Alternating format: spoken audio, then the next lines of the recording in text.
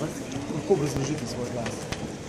Gospod Jean-Claude Juncker je izkušen evropski politik, ki stavi na evropske ideje in ima bogate izkušnje pri vodenju tako Luksemburga, kakor tudi evropskega območja. Je tudi velik prijatelj evropskih držav.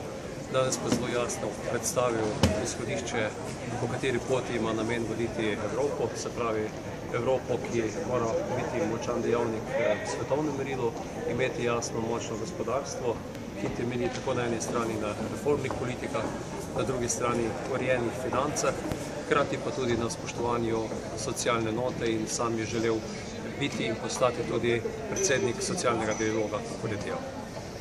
Kaj pa se že kaj ve, mogoče ste slišali kakšne govorice, kdo naj bi prišel za komisarja Slovenije? Teh govoric tu še ni nobenih. Dejstvo pa je, da je postopek v Evropskem parlamentu stekel nemoteno, se pravi, parlament ima svoja telesa, prav tako sedaj tudi imamo predsednika komisije in naloga Slovenije bo, da v relativno kratkem času poišče ime, predvsem pa tudi, da se začnejo pogovori o tem, za katero področje bo komisar pristojen. Najlepša hvala.